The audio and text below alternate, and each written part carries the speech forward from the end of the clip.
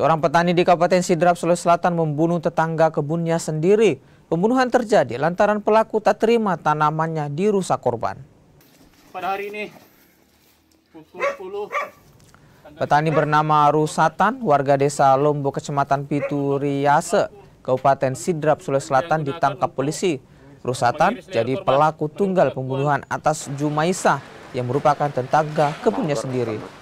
Kasus pembunuhan terjadi lantaran korban merusak tanaman di kebunnya. Pelaku kemudian menghabisi nyawa korban dengan sadis.